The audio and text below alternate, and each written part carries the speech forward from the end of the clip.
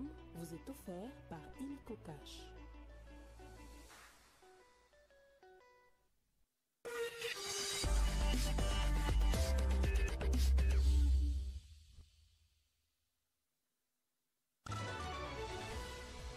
Agression rwandaise dans l'est de la République démocratique du Congo, censée débuter ce mardi.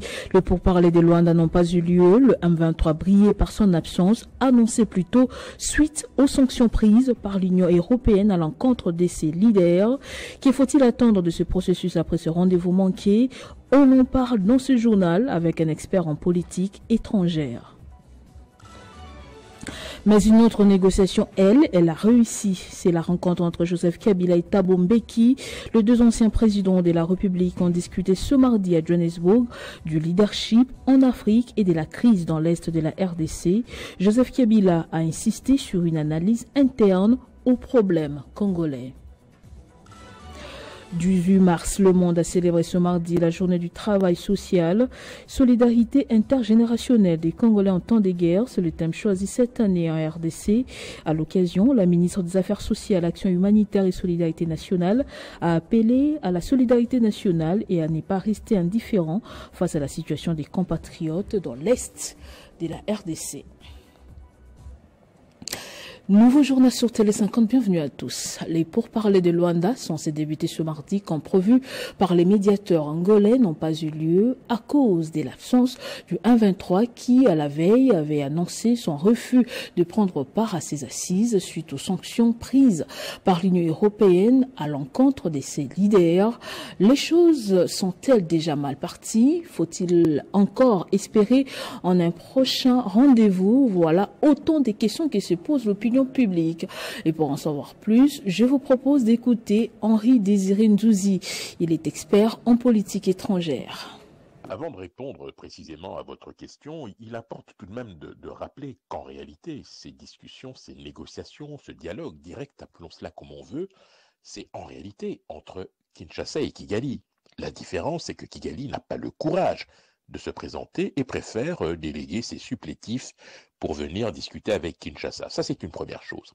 Par rapport au refus qui a été ostensiblement affiché depuis hier par le M23, consécutivement, bien évidemment, aux sanctions qui ont été votées par l'Union européenne contre des responsables militaires rwandais et quelques responsables du M23, il s'agit d'une fuite en avant. Vous l'aurez compris, ce n'est pas du tout une raison valable, c'est un prétexte fallacieux. Je rappelle que la Russie, qui est sous sanction, a des discussions avec l'Ukraine et les États-Unis, donc nous sommes véritablement dans le domaine de la mauvaise foi. Je pense qu'il est encore possible de pouvoir ramener tout ce beau monde à la table des discussions.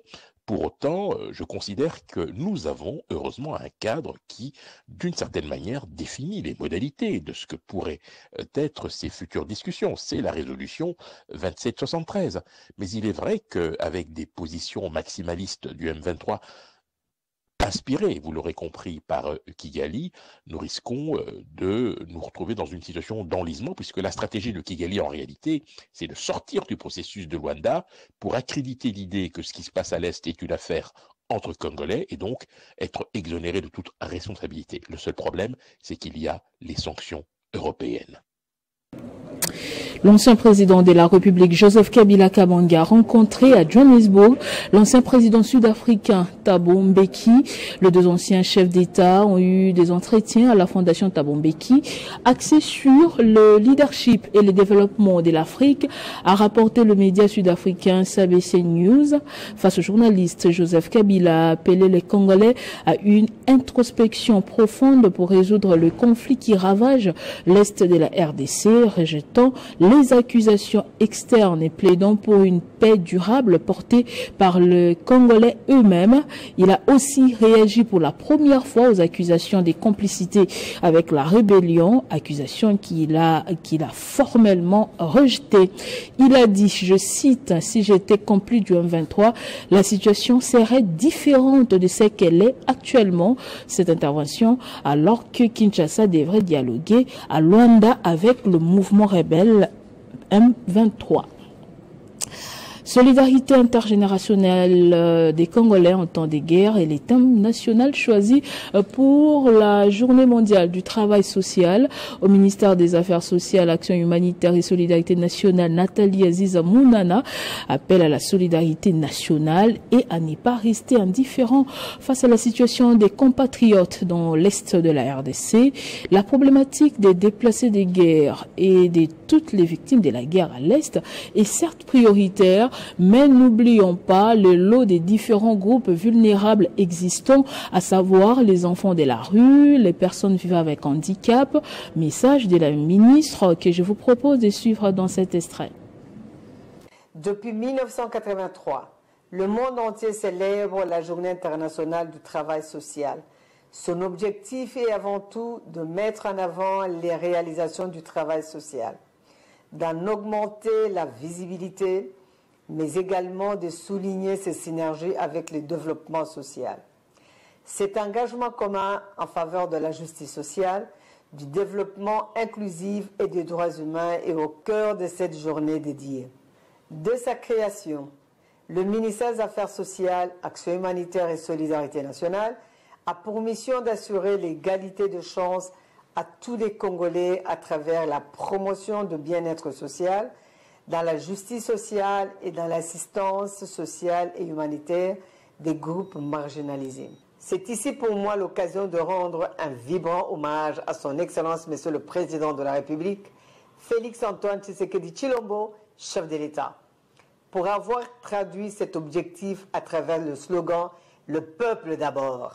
Je tiens à saluer la promptitude de l'ensemble des acteurs sociaux œuvrant en République démocratique du Congo pour leur soutien aux efforts d'accompagnement des vulnérables, particulièrement en cette période de guerre.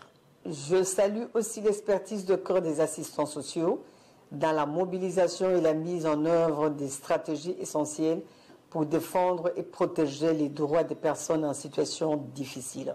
Son but principal est de faire appliquer toutes les dispositions et réglementations en matière de la protection sociale. Ensemble avec nos partenaires, nous allons déléguer les assistantes et assistants sociaux dans les couloirs humanitaires en zone de conflits armés pour jouer leur rôle qui est d'accompagner toutes ces personnes et groupes vulnérables et les orienter vers les services compétents pour leur prise en charge. En outre, le banc syndical du secteur diplomatique dans son ensemble, regroupant le ministère de l'intégration régionale, le ministère des Affaires étrangères, la coopération internationale et la francophonie, réclame la paye complémentaire ainsi que le respect de la grille barémique promis par le gouvernement qui peine à se réaliser, ce après plusieurs mois déjà. Il demande aux autorités budgétaires, notamment le ministre Aimé Boji, d'éviter la crise au sein de l'administration en les recevant. Ils haussent le ton et réclament ce qui leur revient de droit. Les syndicalistes du secteur diplomatique plaident pour la paye des 20% de leur grille barémique, restée en souffrance longtemps, et l'insertion de la paye complémentaire qui est aux arrêts plusieurs mois déjà, ajoutant à cela la demande de la dotation d'un fonds spécial à la diplomatie. Et jusqu'à aujourd'hui, nous ne voyons pas la volonté du ministre d'État, Excellence Boji, d'instruire à ses services de pouvoir traiter ces dossiers de manière rapide pour étancher la soif des agents du secteur diplomatique qui, du reste, sont sur les fronts diplomatiques. Le secteur diplomatique fait des prouesses, comme le secteur militaire. Nous saluons l'action de la Première ministre, doublant les salaires des militaires. Mais nous rappelons à la Première ministre également que le front diplomatique est un front nécessaire pour la paix à l'Est.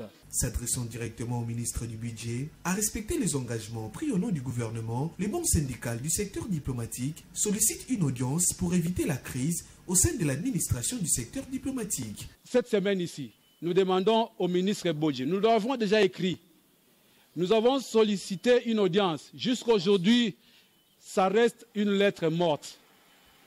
Et si cette semaine épuise sans qu'ils ne nous reçoivent, le ministre sera responsable de ce qui va arriver dans cette administration. Les agents du secteur diplomatique ne sont pas des chevaux. Ils travaillent nuit et jour pour l'Est.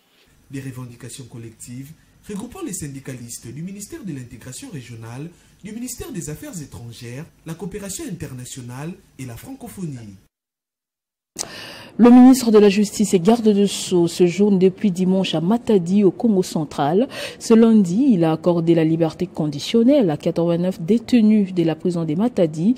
Un peu plus tôt, Constant Mutamba avait pris part au procès contre 64 présumés Kuluna jugés dans cette entité. Reportage d'Ikens Kaboyantea. Cette descente du ministre de la Justice dans cette province s'inscrit dans le cadre plus large de mener les réformes au sein de la justice congolaise selon la vision du président de la République. Ce mardi 18 mars, Constant Mutamba a accordé la liberté conditionnelle à 89 détenus de la prison centrale de Matadi. Le ministre a souligné que cette mesure ne s'applique pas aux violeurs ni aux Kuluna des grands chemins. Constant Mutamba a également annoncé la construction d'une prison moderne dans un avenir très proche. Nazo lancé PAWA na Matadi construction ya prison ya Sika. On a Oyo et Ali Banda 1934. Mundele Ndatika ka prison Oyo. Les alisous sont adaptés. Toujours dans ces initiatives de la mise en œuvre de la vision du président de la République, Félix Tshisekedi, visant notamment à rendre une justice équitable pour tous, les gardes des Sceaux Constant Mutamba a pris part lundi 17 mars au procès intenté contre 64 présumés Kuluna au terrain d'Amar à Matadi. Au cours de cette audience, les victimes des atrocités perpétrées par ces prévenus ont chargé ces derniers en révélant les faits et en identifiant leurs auteurs. Ces procès n'est que le début d'une longue série d'autres procès visant à endiguer la recrudescence du banditisme urbain dans la province du Congo central. Les prouesses de Constant Mutamba ont été saluées par la population de Matadi, témoignant ainsi de la reconnaissance envers le chef de l'État, Félix Antoine Tshisekedi Tshilombo.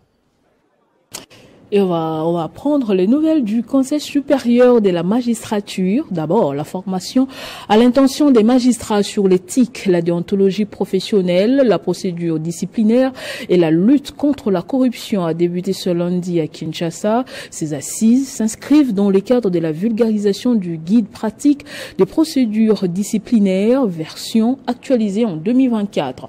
Et puis, le secrétaire permanent du Conseil supérieur de la magistrature a eu une séance de travail avec les coordonnateurs de la COFED. La modernisation et la numérisation du Conseil supérieur de la magistrature étaient sur la table de discussion entre les deux personnalités.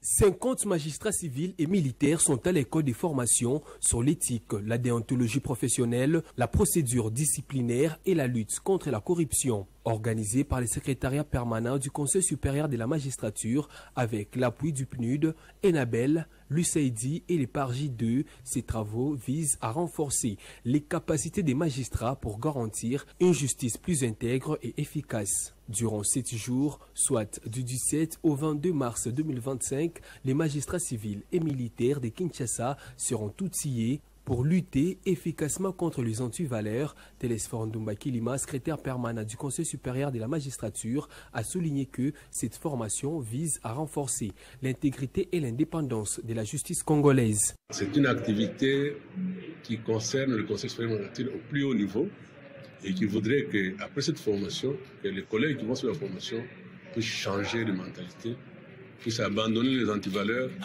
afin que quand quelqu'un vient en justice, il trouve des magistrats justes, intègres et disciplinés pour rendre et distribuer la justice comme il se doit. Juste après, Télésphore Ndumbaki Lima, secrétaire permanent du Conseil supérieur de la magistrature, a eu un entretien avec Alexis Tambouy Mwamba, coordonnateur de la cellule d'appui à l'ordonnateur national du Fonds européen de développement. L'objectif principal de cette rencontre était de faire un état des lieux des infrastructures existantes au Conseil supérieur de la magistrature en vue de lancer un processus de numérisation. Les deux responsables ont insisté sur l'importance de cette modernisation, notamment en ce qui concerne l'archivage électronique et la gestion des courriers. L'objectif fait suite à une première visite que j'ai eue hier à la COFED ici, sur la numérisation et l'archivage des dossiers judiciaires et du courrier du Conseil supérieur de magistrature. Alors aujourd'hui, on est venu faire le point avec le cordon pour que prochainement, ce qui manque, nous puissions obtenir le financement, c'est que nous puissions tout numériser. Cette initiative vise à améliorer l'efficacité administrative, la transparence et la fluidité dans le traitement des dossiers judiciaires. Une réforme qui s'inscrit dans le cadre plus large de la modernisation du système judiciaire congolais. Bientôt, 14 villes seront desservies en eau et en électricité. Ceci après le lancement ce mardi à Kinshasa par le ministre des Ressources hydrauliques et de l'électricité du projet d'accès de gouvernance et des réformes des secteurs de l'électricité et de l'eau, un projet appuyé par la Banque mondiale à la hauteur de 600 millions de dollars américains. L'objectif du développement du projet d'accès de gouvernance et des réformes des secteurs de l'électricité et de l'eau est d'accroître l'accès à l'électricité et à l'eau potable à base d'énergie renouvelable dans 14 villes ciblées dans les zones d'intervention de la Banque mondiale, de nouvelles usines d'eau potable à Kinshasa et à Kananga, les réseaux électriques MTBT de Kinshasa pour la SNEL, REFE, ainsi que la modernisation de la centrale Moba-Imbongo industrielle de la RDC.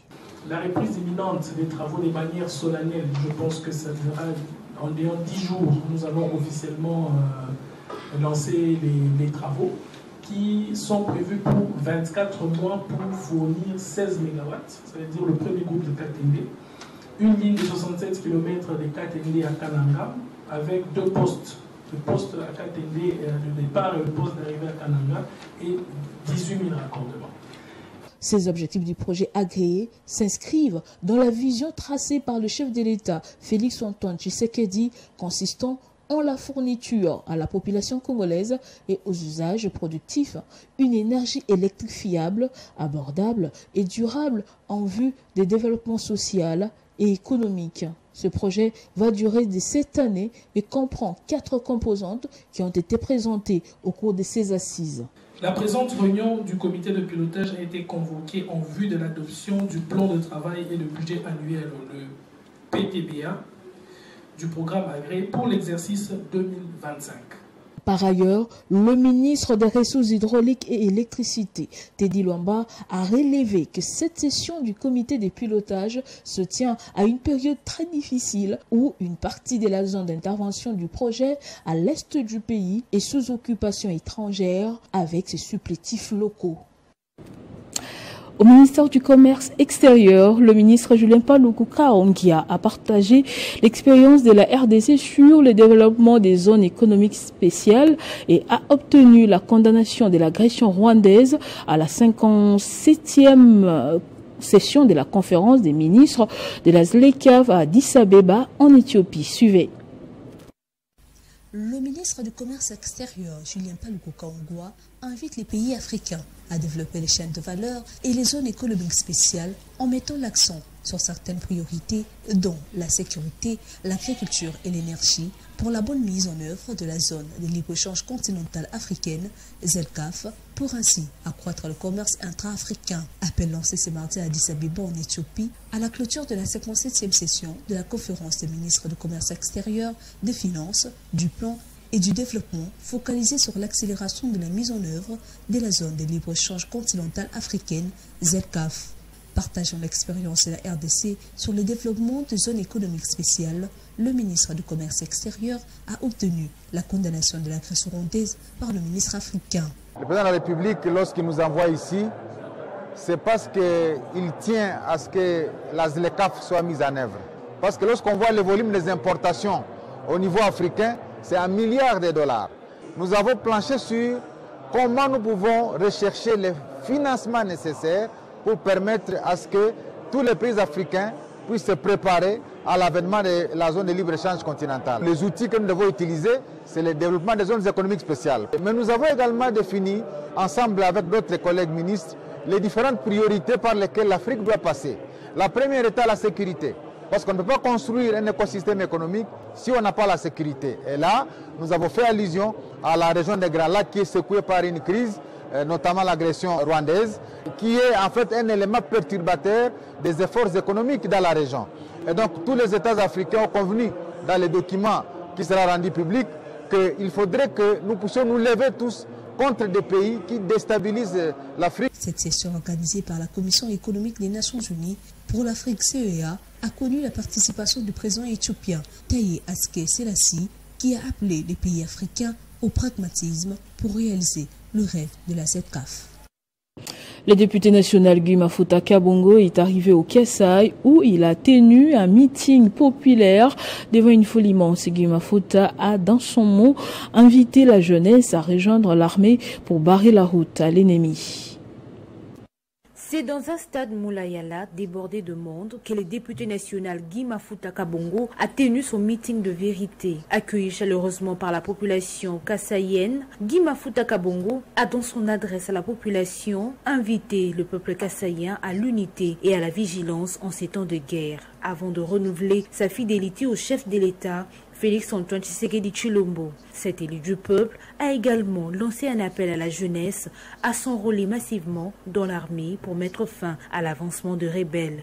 Nalingi na Kasaï, pas Kassaïenne, il y a 18 à 25 ans, base à la prête. Mibali, base à la prête. Ngai moko na sa prête, boyete. Soki dokoti ebele na armée, même onguna kobanga. To s'enrôler pour nous défendre écolo. Boyete. Yo Kassaïen ko hésité ata mukete. Yo mama ya munala ko pekisa ata mwana te.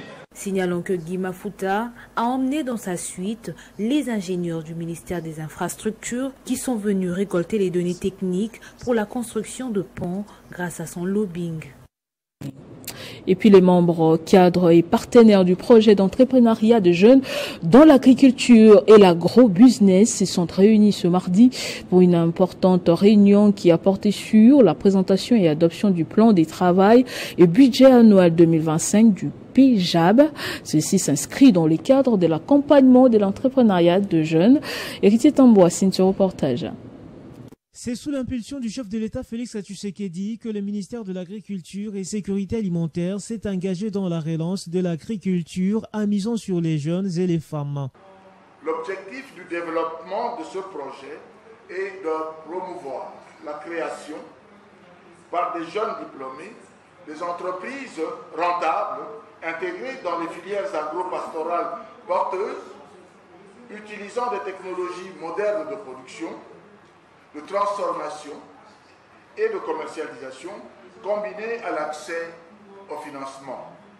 C'est dans la salle Panorama de Fleuve Congo, hôtel à Kinshasa, que s'est tenue cette réunion du comité des pilotages du projet d'entrepreneuriat des jeunes dans l'agriculture et l'agro-business, en présence de partenaires et plusieurs membres du PJAB. Nous attendons de nos discussions, vos orientations et amendements pour l'enrichissement et l'aboutissement de cet outil important de travail pour 2025. À l'ordre du jour, présentation et adoption du plan de travail et budget annuel 2025 du PJAB. Effectivement, nous finançons également non seulement les jeunes, non seulement les terres. Quand on donne les terres, on accompagne également les jeunes dans les débuts d'activité agricole. C'est-à-dire qu'on peut payer le fait de labour, on peut donner des intrants aux jeunes, question de leur permettre de commencer déjà. Dans le cadre du projet PJAB, plusieurs filières sont retenues, notamment l'agriculture vivrière.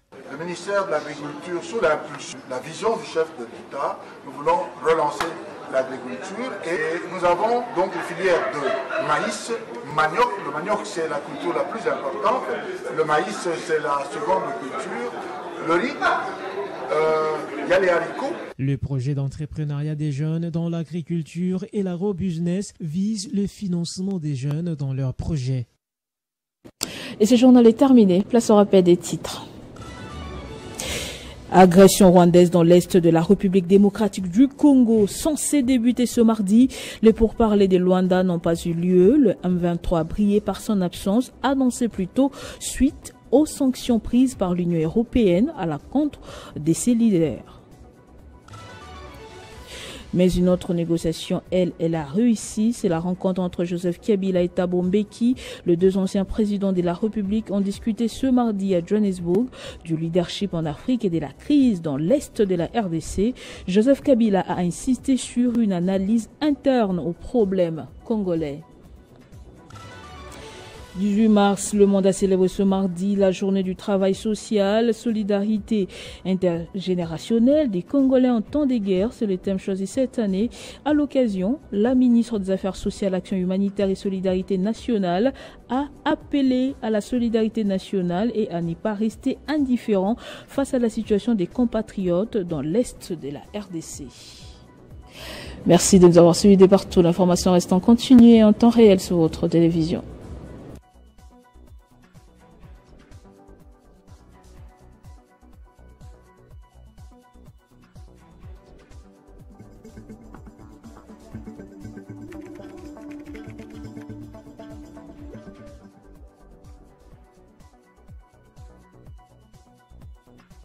Ce programme vous a été offert par Illico Cash.